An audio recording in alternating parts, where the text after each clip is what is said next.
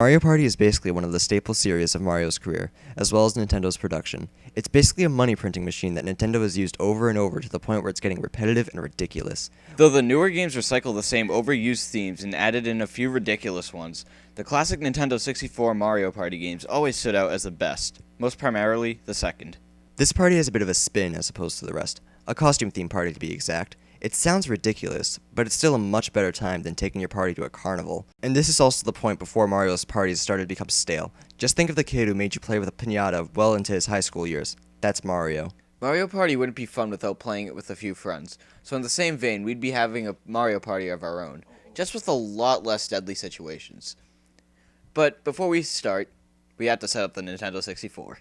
Yeah, as you people probably know, the Nintendo 64 was one of the most annoying systems, yet one of the best. It was annoying because we had to blow on it several times to actually get it to work. So with that out of the way, let's get this party started.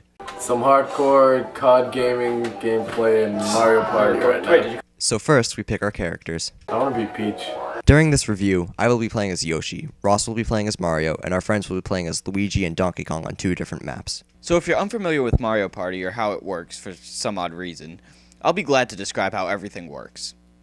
You have a series of maps to choose from, and eventually a final map that is a Bowser-inspired map that you acquire after you beat every single other map. There's just as many maps to choose from as there are characters. The character selection isn't that impressive. You can only choose from Mario, Luigi, Yoshi, Wario, Donkey Kong, and Peach. That's only 6 to choose from. The maps are a pirate theme, a mystery explorer theme, a horror theme, a western theme, a space theme, and finally Bowser's map. The first thing we like about Mario Party 2 is the fact that you can customize your own settings for each individual board, like the number of turns that are in a game, if there should be bonus stars, and the obvious AI difficulty. Now, gameplay for Mario Party is a little odd to describe to anyone who's never played the game before.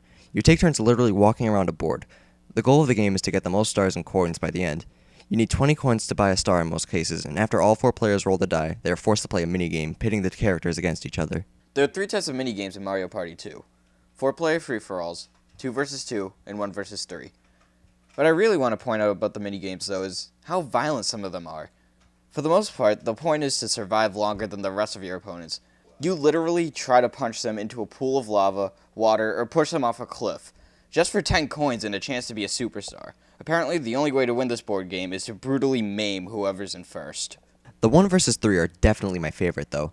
The one character, who has normally just landed on a red space losing 3 coins, while the other 3 have happily taken a blue space, seeks out revenge in a brutal way, such as turning his enemies into bowling pins and mowing them down with a Koopa shell, or swinging an oversized hammer into their greedy asses.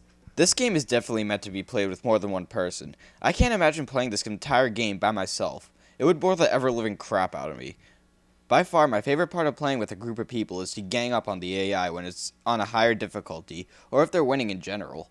There are a few different spaces you can land on in Mario Party. There's a blue space, which gains you 3 coins, a red space, which loses you 3 coins, green event spaces, and Bowser space, who you always seem to land on whenever you're having a bad turn, except for Wario, who literally scares him off with that huge nose of his.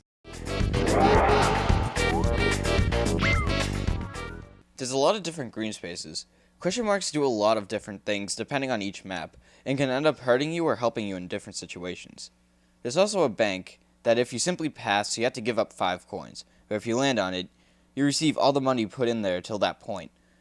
There are also duel spaces, which pits 2 characters against each other in a duel. Some are as epic as fencing, and something that gets your adrenaline rushing, like rock, paper, scissors. Or Mario, Peach, Bowser in this case. In addition to dueling spaces, there are also battle spaces. Instead of having player against player, it's a free-for-all that pits everyone against each other in order to win everyone's pooled-in money. Hooray for gambling! In a children's game. There are also item chests, which allow the character to play a short minigame to get one of the game's items. As I said before, the main point of the game is to gain stars. But when you play the game, you start to notice a pattern, and by that I mean stars never seem to move as much as you'd like them to. For example, when playing on Pirate Land, Peach got 2 stars in 3 turns and almost got a 3rd. The stars were just that close together, and when stars move, Baby Bowser takes the place of the old Toad. So when Peach bought those stars and I was right behind her, I had to pay Baby Bowser 5 coins because I came in second, and I was only off by a couple of turns. Now finally, at the end of the entire board game, you get a series of stars known as bonus stars. You get stars for having the most amount of coins, for landing on the most question mark spaces, and you can even get a bonus star for being the biggest dick, because you won more mini games than anyone else. And right before they decide a winner, a Koopa comes out of nowhere to exclaim that Bowser has done some evil deed and requires the help of the Superstar. The heroes arrive just in time for whoever the Superstar is to defeat Bowser. It's kinda weird if you ask me. If Bowser was attacking me, I don't care if I'm a Superstar. I'd want some help. I don't want to risk my life. I have the most stars already. So that's Mario Party 2. Though it's been milked almost as badly as Star Wars, at least we can look back at the good times when it was what it was. It's pure simple fun to get a few friends together. It doesn't matter how old you are, you can still really get into Mario Party 2 and have a blast doing it. It's good to know it still works today. In fact, it might help improve some friendships too. Oh, you did! Some hardcore COD gaming gameplay in Mario Party right now.